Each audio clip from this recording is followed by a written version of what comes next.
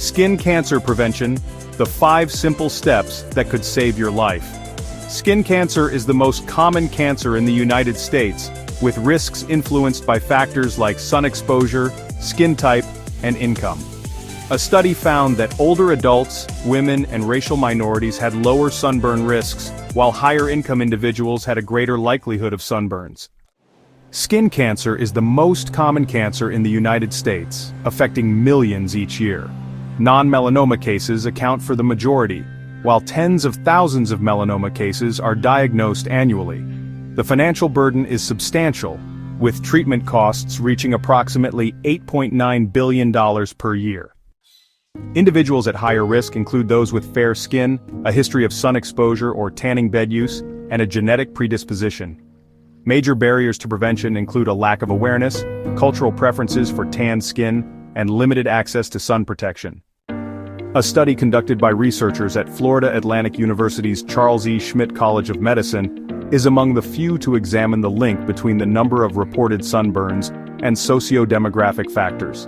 It also assesses the prevalence of protective skin behaviors among U.S. adults using a nationally representative sample.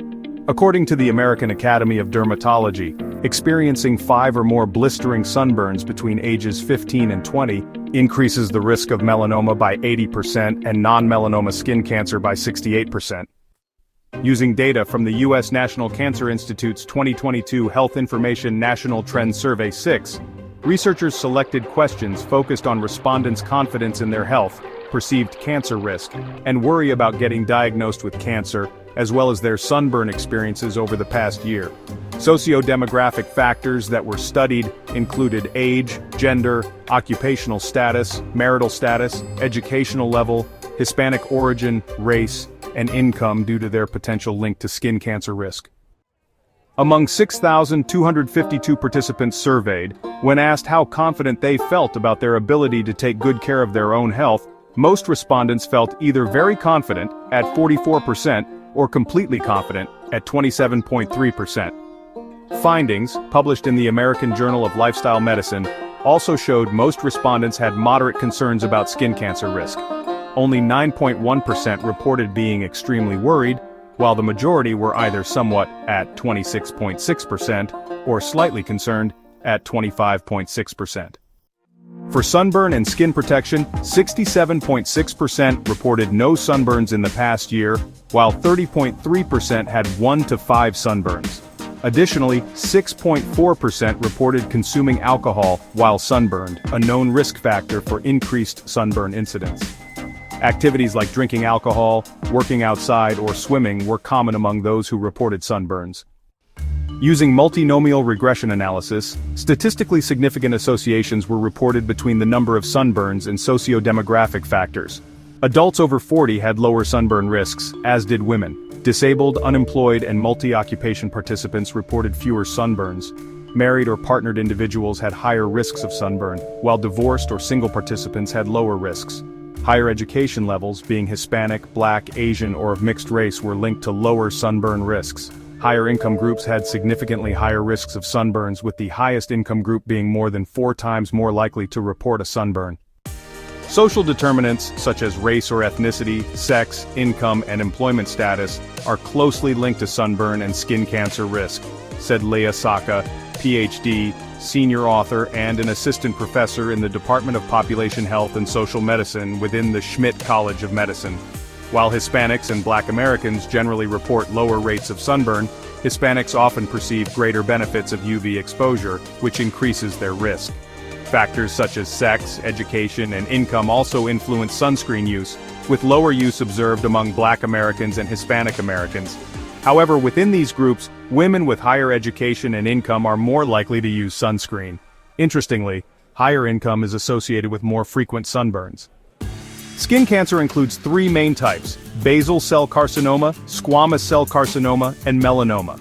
Basal cell carcinoma is the most common and least aggressive, typically appearing as a shiny, pearly bump or pinkish patch, often on sun-exposed areas. Squamous cell carcinoma usually appears as red, scaly patches or open sores and can spread to other parts of the body if not treated early. Melanoma, the most dangerous form, develops in pigment-producing cells, known as melanocytes, and can appear as a new mole or changes to an existing one. It is highly aggressive and can spread quickly to other organs if not caught early. Understanding perceptions of skin cancer risk and the prevalence of protective behaviors is vital to reducing the likelihood of developing skin cancer, particularly among vulnerable groups, said Madison Etzel, first author, and a second-year medical student in the Schmidt College of Medicine. Our study underscores the importance of raising awareness about skin cancer susceptibility, as we found that all socio-demographic factors were significantly linked to the number of reported sunburns in the past year. Future research should explore how additional social determinants of health influence sunburn incidence and prevention behaviors. A deeper understanding of these factors is critical to addressing the widespread harms of skin cancer in U.S. adults. According to the American Cancer Society and other health organizations, practicing sun safety and skin awareness is vital to preventing skin cancer.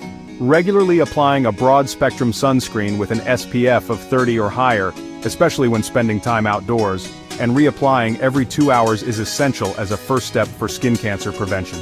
Avoiding direct sunlight, particularly between 10 a.m. and 4 p.m., when UV rays are strongest, and seeking shade whenever possible are also additional preventive strategies to consider to reduce the risk of this disease.